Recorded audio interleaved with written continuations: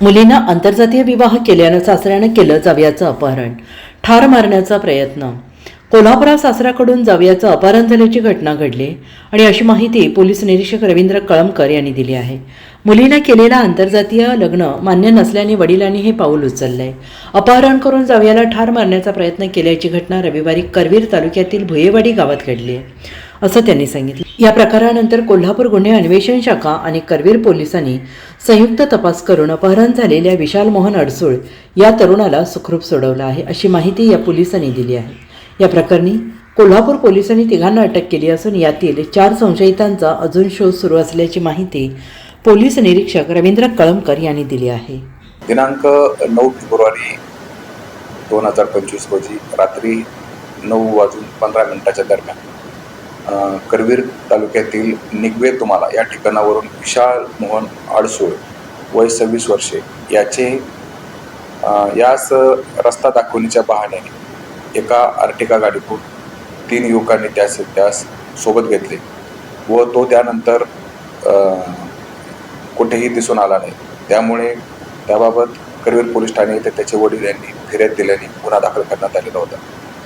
सदरची बाब अत्यंत गंभीर स्वरूपाची असल्याने कोल्हापूर जिल्ह्याचे पोलीस अधीक्षक श्री महेंद्र पंडित साहेब यांनी तात्काळ स्थानिक गुन्हे शाखा व करवीर पोलीस ठाणे यांना तात्काळ विविध पथके तयार करून वेगवेगळ्या ठिकाणी त्याचा शोध घेण्याबाबत आदेशित केले होते. त्या अनुषंगाने स्थानिक गुन्हे शाखेची वेगवेगळी 3 पथके तयार करण्यात आली होती.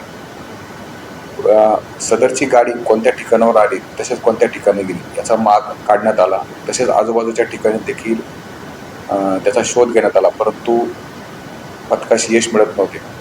स्थानिक गुन्हे शाखेचे राम कोळी यास गोपनीय माहिती प्राप्त झाली की सदर युवकाचा प्रेमविवाह झालेला असून त्यास त्याचे सासरे यांनीच त्यास पकडून नेलेले आहे, किडनॅप केलेले आहे अशी माहिती मिळाली.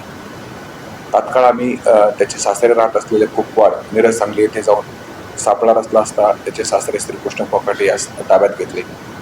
त्यांना विचारपूस केली असता ते उडवडीची उत्तरं देऊ लागले. त्यांच्याकडे कौशल्यपूर्ण विचारणा केली असता त्यांनी त्यास वेदस अपार्टमेंट मिरज सांगली या ठिकाणी कोंडून ठेवल्याचे कबूल केले व सदरचा गुन्हा हा त्यांनी त्यांच्याबरोबर इतर 6 साथीदारांसह केल्याचे देखील कबूल केले. आम्ही तात्काळ वेदस अपार्टमेंट मिरज सांगली या ठिकाणी गेलो असता त्या ठिकाणी विशाल अडसूळ हा अत्यंत जखमी अवस्थेत व हात बांधलेल्या अवस्थेत मिळून आला व अपार्टमेंटला दरवाजे लॉक होते, ते दरवाजे देखील आम्ही तोडून आत प्रवेश केला. त्यास जखमी असल्यामुळे तात्काळ उपचारासाठी आम्ही रुग्णालयात पाठवले व त्यास सध्या उपचार चालू आहे. त्याची मानसिक अवस्था सुद्धा सध्या अत्यंत खराब आहे. Bureau report SVN Marathi Kolhapur.